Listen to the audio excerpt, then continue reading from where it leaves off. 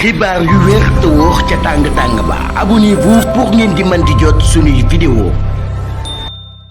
jërë ngeen jëf ci ànd gi ak ñun ci chaîne bi di Buzz 221 HD Sénégal Tivaouane Medina Baye ñoom ñi ngi dund ci rythme gàmmu bu atum 2025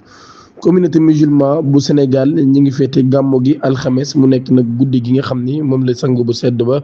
de Muhammad sallallahu alayhi wa sallam daal di gënoon àdduna mu nekk nag gàmm goo xam ne kon moom la ñu féete ngir judduk yonente bi loolu nag ca Tivaouane ak Medina Baye ñoom ñi ñëpp ak ñi nga xam ne ñoo di këru diine yu mag yi ñu ngi koy féete loolu yi nag daal di tax taalibe yëpp daal di fay daje ngir amal ay ñaan ak jàngum alxuraan waaye tamit ak ay jàngi xasida yu ni mel ci loolee ci ab atmosphère boo xam ni bu am solo lay doon mu nekk nag ab tradition boo xam ni ñu ngi ko doon def ca Tivaouane par Cheikh Seydi El Hadji Malick Sy depuis 1902 moom nii nag mu daal di nekk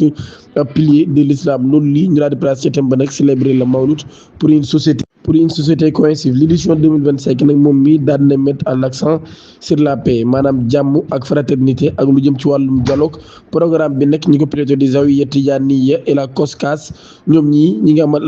ci ab conférence forage lecture coranique et animation religieuse nocturne ak ay infrastructures modernisées ca ville bu Tivaouane ñoom ñi nag dinañ fa dalal ay milliers de pèlerins yoo xam ñoom ñi ñëpp nag dañoo ñëw daal ngir daal di fay amalee boobule gàmm. Presse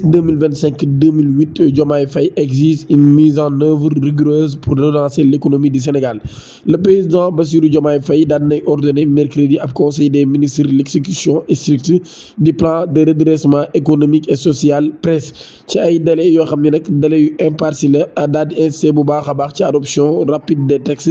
législatifs nécessaires président moom mii nag daal ci début août li nga xam ne moo di premier ministre Ousmane Sonko daan na wax ne programme boobee dinañ ci soxla 5667 milliards de francs CFA financés à 90% par des ressources internes vise à corriger les déséquilibres structurels, réduire les déficits budgétaires de 12% en 2024 à 3% en 2027 waaye tamit daal di génne Sénégal ci dépendance extérieure bi nga xam ne daan na koy am. ci ab contexte boo xam ni dafa marqué par ay suspension des financements du FMI ak l'envolée de la dette publique ñu daal koy estimer ci lu toll ci 118,8% du PIB pour 2024 le chef de l'État moom mii nag daan day saluer effort yi nga xam ni premier ñi ngi koy jël ci mbirum assainissement bi ak lu jëm ci wàllum finance waaye daan day réaffirmer bu baax a baax volonté bi nga xam daan nañ koy am ngir soutenir wàllum investissement productif bi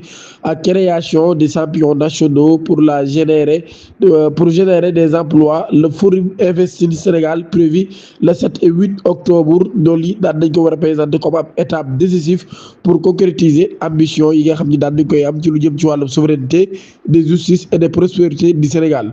Ousmane Sonko entreprise partenariat stratégique et diplomatique actif. Le premier ministre Ousmane Sonko daan na exposé àllarba ñetti fan ci weeru sattumbar ci atum 2025 ca conseil des ministres bañ doon amal ligne yi nga xam ni mooy ligne de l'exécution du plan de redressement économique et social. Presse avec la mise en place des 4 groupes de travail est un premier échéance législatif fixé à mi-septembre dans le même élan ba tey moom mii mi ngi insisté bu baax a baax ci ab diplomatie économique ginnaaw ab visite fructueuse boo xam ne amoon na ko ci Turquie ak sax ab déplacement officiel boo xam ne am na ko ci Arabie Saoudite ñaar di accès rek ci mbiru investissement numérique ak l'énergie invité d'honneur à la 11e édition du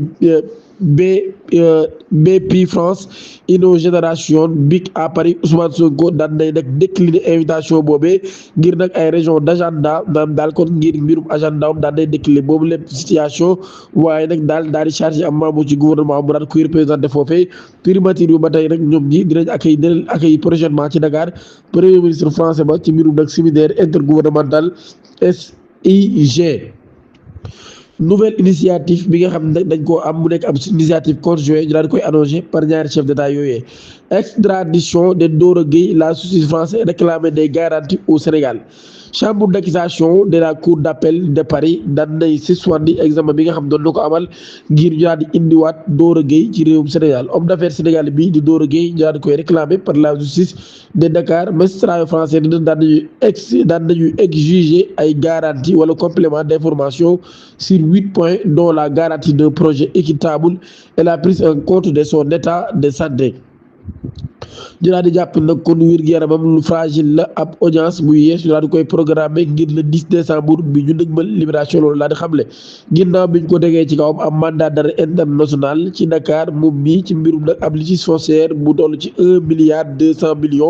daal di dox ci digganteem ak Zakiyullahi Sow moom daaroge mii nag daal di génnoon Sénégal ginnaaw boo xam ni dafa violé woon contrôle judiciaire bi nga xam moom lañ ko tegoon daal di koy teg loxo nag ca Paris daal di koy libéré ci ab caution bu toll ci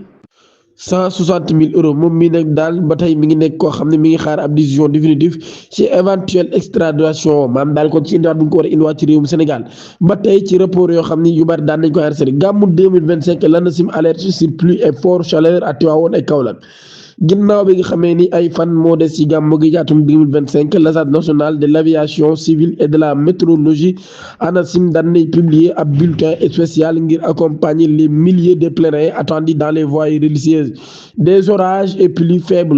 faibles à modérés sont annoncés du 4 au 5 septembre maanaam kon ab taw daan nañ koy annoncé 4 ak 5 septembre rawatina ci fi nga xam ne nag moo di le centre sud du pays ca Tivaouane journée bu 4 septembre journée la boo xam nag daal dina nekk lu stable waaye nag guddi gi dina am guddi goo xam ni mën naa am ay taw Kaolack tamit dina am ab temps bu calme ba le 5 ci suba gi daal dina am ay taw kon boo moytuwul loolu kon daan nañ koy annoncé ginnaaw bi nga xamee ni ñu ngi waajal gàmmo gi dinañ wax tamit ci guddi gi température bi dina yokk bu baax a baax ba toll ci 34 jàpp 37 degré ak ab humidité boo xam dina fa am loolu kon daal ñoom loolu lañ daal di xamle ginnaaw bi nga xam ne nag ñu ngi waajal gàmmo gi. ab daraam bu xew ca Touba ñaari Baay Faal jàpp xew-xew bu doy waar lool daa de fii xew